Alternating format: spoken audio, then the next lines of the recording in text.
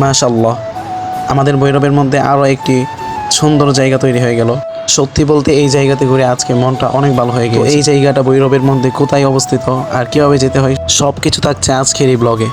আসসালামু আলাইকুম, hello everyone, সবাই কেমন আছেন? আশা করি সবাই ভালো আছেন। তো এই জায়গাটি হচ্ছে আমাদের ভৈরবের মধ্যে স্টেডিয়ামের পাশে নতুন করে আবারও ইসরাত জাহান তৈরি হয়ে গেল। তো অনেকেই জানেন না, এই ইসরাত জাহানটি ওপেনিং হয়ে গিয়েছে প্রায় এক সপ্তাহ হয়ে গিয়েছে।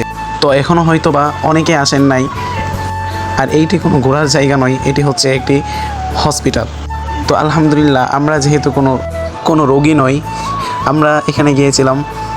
আমাদের অনেক দিন ধরে ইচ্ছা ছিল যে এইটা যখনই ওপেন হবে তখনই আমরা এটার মধ্যে যাব, এটা কেমন হয়েছে ঘুরে দেখার জন্য। এতদিন জাস্ট নিচে থেকে দাঁড়িয়ে দেখতাম আর ভাবতাম কোন দিন এইটা ওপেনিং হবে আর এখানে আমরা উঠবো, প্রকৃতির একটা ফিল আমরা নেব। তো অনেক দিন ধৈর্য ধরার পরে আজকে আমাদের এই স্বপ্নটা পূরণ হলো। আজকে গিয়েছিলাম ইসরাত জাহানে। তো অনেকেই হয়তো বা গিয়েছেন, গিয়ে দেখেছেন যে ছাদের দরজা লক করা। তো ছাদের দরজা একটা নয়, ছাদের দরজা হচ্ছে দুইটা। তো প্রথমে যেই দরজাটা, ওইটা দিয়ে আমরা প্রথমে উঠেছিলাম। তো উঠে গিয়ে দেখি যে দরজাটা লক করা, তাই ভেবেছিলাম হয়তো বা দরজা লক করাই রেখেছে। তারপর আমরা নিচে নেমে আসলাম। তারপর দেখি আমাদের সাথে অন্য আরেকটি দলও গিয়েছিল।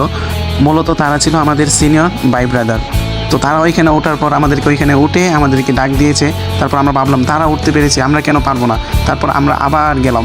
তারপর আমরা ট্রাই করে দেখলাম যে প্রথম দরজা তো লক। তারপর একটু বুদ্ধি করে, একটু চমলক মেধা খাটিয়ে আরেকটু সামনের দিকে গিয়ে দেখি আরেকটি দরজা আছে। তো ওই দরজা দিয়ে উঠলাম, দেখলাম ছাদ খোলা।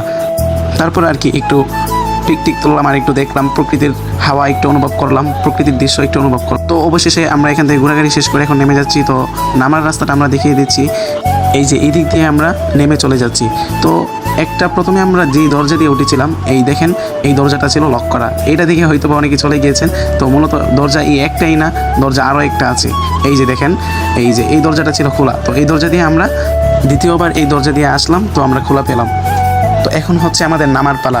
তো দেখেন এখানে নামার জন্য দুটি অপশন রয়েছে, একটি হলো সিঁড়ির মাধ্যমে নামা যায়, আবার কেউ চাইলে লিফট দিয়েও নামা যায়। সত্যি বলতে আমাদের ভৈরবের মধ্যে এত সুন্দর আর এত উন্নত মানের হসপিটাল আমার মনে হয় না আরও একটা আছে।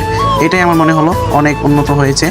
তো আলহামদুলিল্লাহ, আমাদের ভৈরবের মধ্যে আরও একটি সুন্দর জায়গা তৈরি হয়ে গেল। তো আপনারা যারা এখানে আসবেন, সত্যি এই জায়গাটা ঘুরে যাওয়ার চেষ্টা করবেন। অনেক সুন্দর প্রকৃতির হাওয়া অনুভব করবেন, দেখবেন আল্লাহ তাআলার প্রকৃতি যে এত সুন্দর। আর আমাদের এক নজরে আমাদের ভৈরব শহরটাকে দেখে যাবেন। আর দেখেন এদিক দিয়ে প্রত্যেকটা তালায় ব্যালকনি রয়েছে।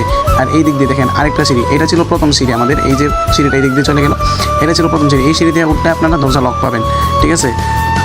এই যে আমরা এখন প্রথম সিঁড়ি দিয়ে নামতেছি, যে সিঁড়ি দিয়ে উঠলে দরজা লক পাওয়া।